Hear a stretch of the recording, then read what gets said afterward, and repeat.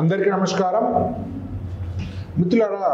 మనం అనేక విషయాలు రోజు చర్చించుకుంటున్నాం.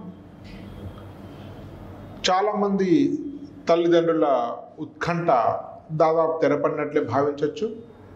అటు జోసా కానీ ఎంసెట్ కానీ వివిధ ప్రైవేట్ ఇంజనీరింగ్ ఎంట్రన్స్ల యొక్క సీట్ అలాట్మెంట్స్ కూడా వచ్చేసాయి.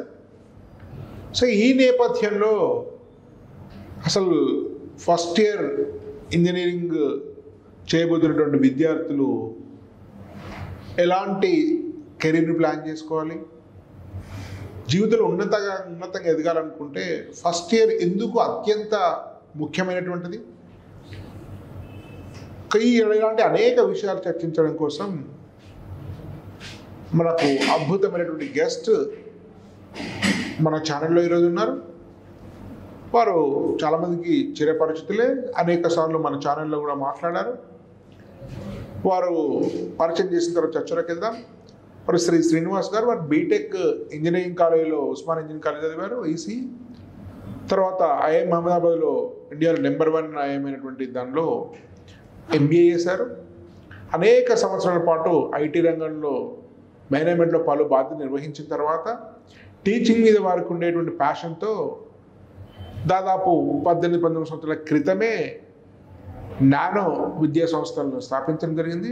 కేసీ కృష్ణచంద్ర గారితో కలిసి వారు హైదరాబాద్లో అత్యుత్తమ విద్యా సంస్థల్లో ఒకటైనటువంటి నానో సంస్థలను ప్రత్యక్షంగా బాధ్యత నిర్వహిస్తున్నారు. సో వారితో ఈ అనేక విషయాలు మాట్లాడుతుంది. ఎందుకంటే ఐఐఎంలో మేనేజ్మెంట్లో ఐటీలో పనిచేశారు కాబట్టి వారే దీనికి తగినటువంటి వ్యక్తి. నమస్కారం. నమస్తే.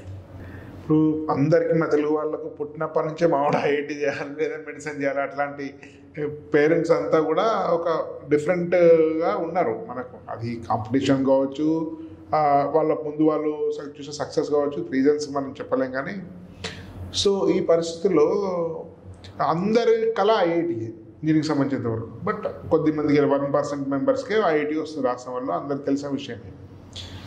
సో యాక్సిడెంటల్గా మీకు 90% మనకు ఈ ఐఐటీ అనుకున్న వాళ్ళు కూడా ఎంసెట్ కాలేజీలో చేరి ఉంటారు చివరికి. సో ఇప్పుడు వాళ్ళకు ఎంసెట్ కాలేజ్ చేరినప్పటికీ కూడా ఐఐటి ఎన్ఐటి లాగా ప్లేస్మెంట్స్, మంచి కంపెనీస్, మంచి కెరీర్ డెవలప్మెంట్ కావాలంటే ఎంసెట్ వాళ్ళు కూడా సాధ్యమేనా? ఒకవేళ అట్లా సాధ్యం చేసుకోవాలంటే ఎలాంటి స్పెషల్గా వాళ్ళు వర్కౌట్ చేసుకోవాల్సిన అవసరం ఉంటుంది? కరెక్ట్. ఇప్పుడు లాస్ట్ 10-15 ఇయర్స్లో ఈ ప్లేస్మెంట్స్లో చాలా మార్పులు వచ్చాయి. ఇన్ఫ్యాక్ట్ నేను అనేది ఎప్పుడు అంటే there is greater democratisation of placements. ఇప్పుడు ఇంతకుముందు ఏంటంటే ఎలీట్ ఇన్స్టిట్యూషన్స్ ఐఐటీస్కే వెళ్ళేవి. ఇప్పుడు ఐఐటీస్, ఎన్ఐటీస్, బిట్సే కాకుండా those kind of companies are coming to private colleges. All kinds of అంటే ప్రైవేట్ కాలేజెస్ కూడా వస్తున్నాయి, లేదా పూల్డ్ క్యాంపస్ డ్రైవ్స్ చేస్తున్నాయి. అంటే ఇన్ని క్యాంపస్కి వెళ్ళకుండా ఒక క్యాంపస్కి వెళ్తారు, వస్తారు. తర్వాత ఆఫ్ క్యాంపస్ డ్రైవ్స్ అవుతున్నాయి. తర్వాత ఇంటర్న్షిప్ ఆపర్చునిటీస్ పెరిగాయి. ఇంటర్న్షిప్ ఆపర్చునిటీస్తో ఇంటర్న్షిప్ చేసిన తర్వాత వాళ్ళకి అక్కడ ప్లేస్మెంట్స్ దొరుకుతున్నాయి. సో ఈ రకంగా లోకల్ కాలేజెస్లో కూడా EAMCET colleges as we call them, EAMCET కాలేజెస్లో కూడా చాలా అవకాశాలు ఉన్నాయి. ఇన్ఫ్యాక్ట్ చాలామంది స్టూడెంట్స్ మల్టీనేషనల్ కార్పొరేషన్స్లో కూడా మైక్రోసాఫ్ట్ కానీ, గూగుల్లో కానీ, అమెజాన్లో కానీ, ఆరకల్లో కానీ ఇలాంటి కంపెనీస్లో కూడా జాబ్స్ తెచ్చుకుంటున్నారు. ఈవెన్ ఒకప్పుడు ఐఐటి మాత్రమే వెళ్ళే కంపెనీస్ ఇప్పుడు చూస్తున్నాం. Hyderabad companies 20 lakhs to 40 lakhs packages చూస్తున్నాం మనం. చాలా కాలేజెస్ ఉన్నాయి. మీరు వెళ్ళి ఉంటారు, మీరు చాలా కాలేజెస్ చూసుంటారు స్టూడెంట్స్. 20 lakhs to 40 lakhs అన్నది ఇప్పుడు ఈవెన్ లోకల్ కాలేజెస్ వాళ్ళు కూడా they can aspire for and get it. అయితే కానీ దానికి ఎఫర్ట్ పెట్టాలి స్టూడెంట్. మనకు తెలుసు almost 80% to 85% students are CSC బ్యాక్గ్రౌండే ఉంది. సిఎస్సి బ్యాక్గ్రౌండ్ ఉందంటే same thing that applies to IIT. IIT ఏంటంటే అక్కడ ఒక కల్చర్ ఉంటుంది. సో స్టూడెంట్ ఆ కల్చర్లోకి వాడు ఎగ్జామ్ అయిపోగలడు. ఈ కాలేజెస్లో కల్చర్ ఉండకపోవచ్చు, స్టూడెంట్స్ తక్కువ ఉంటుంది. అదే.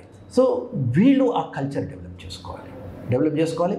ఇప్పుడు హ్యాకథాన్స్ అన్నవి త్రూ అవుట్ ద ఇయర్ జరుగుతున్నాయి. సో వీడు హ్యాకథాన్స్లో పార్టిసిపేట్ చేయాలి.